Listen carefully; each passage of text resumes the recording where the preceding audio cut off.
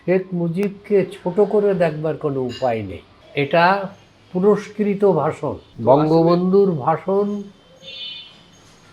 এটা ইউনেস্কোতে আছে, ইতিহাসে আছে। এটা পুরস্কৃত ভাষণ, যে পৃথিবীর মধ্যে যত শ্রেষ্ঠ ভাষণ আছে সেই শ্রেষ্ঠ ভাষণের একটি ভাষণ হলো এটা, এই শেখ মুজিবুর রহমানের ভাষণ 7ই মার্চের। এটা তুমি ইউনেস্কোয় যাও, তারা দেখিয়ে দেবে কি পজিশনে আছে। এবং এটা পুরস্কৃত ভাষণ, অর্থাৎ তুমি একটা ভালো কাজ করেছো, তার জন্যে ইউনেস্কো পুরস্কার দেয়। এই ভাষণটা সেই পুরস্কৃত ভাষণ।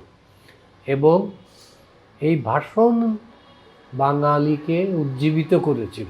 লক্ষ লক্ষ লোক, তুমি যদি সেই পুরনো ছবি কোথাও পাও, দেখবা যে মাছির মতো বসে রয়েছে মাথাগুলো।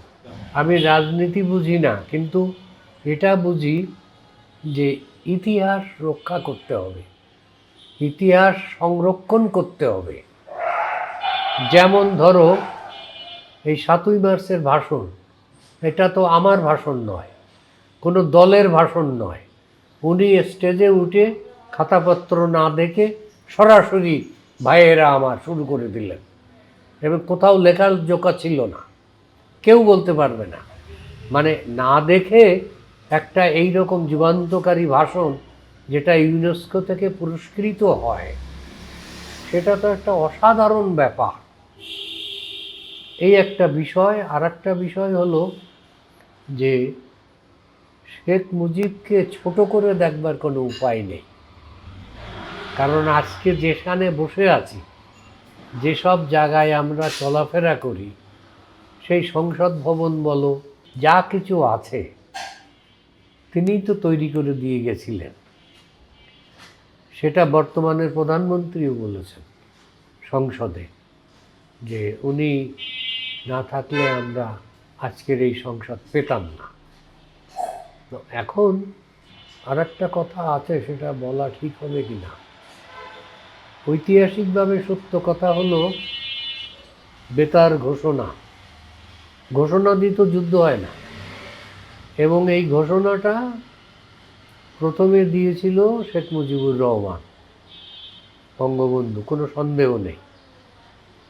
এটা নির্মল সেনের দৈনিক বাংলা একটা অনিকেত নামে একটা লেখা প্রবন্ধ পড়ে দেখো, পোস্ট এডিটোরিয়াল। তিনি পরিষ্কার লিখেছেন, আমি কারুর কথা শুনতে চাই না। আমি নিজে পোস্ট অফিসে দেখেছি টরেটক্কা, ওই যে টেলিগ্রাফের মতো আসে না, ভয়েস শব্দ, সেটাতে আমি নিজে দেখেছি।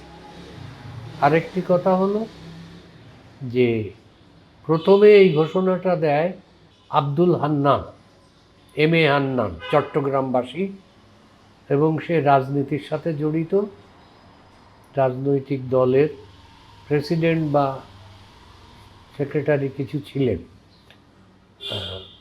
তারপরে এটা ভাষণ দেয়, এই একই জিনিস ভাষণ দেয় আরেকজন ভদ্রলোক, আমি নাম মনে করতে পারছি না, তিনি VERC-তে চাকরি করতেন, সম্ভবত এখন বেঁচে নেই বলে মনে হয় আমার। তারপরে একজন মহিলাও পড়েছিলেন, কিন্তু আমার নাম মনে নেই। আর সর্বশেষ 27শে মার্চ 7:40 এটা জিয়াউর রহমান সাহেব পাঠ করেছিলেন। তো একজনের পক্ষে পাঠ করা আর ঘোষণা করা, এই দুটো তো আলাদা জিনিস। তো এই অবস্থায় সেটা আছে, কেউ বলে উনি ঘোষণা করেছে, কেউ বলে, কিন্তু ইতিহাস তো ইতিহাসই। সেই ইতিহাস তো লক্ষ্য করলেই বা খেয়াল করলেই বোঝা যাবে। এইসব জিনিসগুলো তর্কের ঊর্ধ্বে বা বাস্তবতার নিরিখে বিচার করে তাই করতে হবে।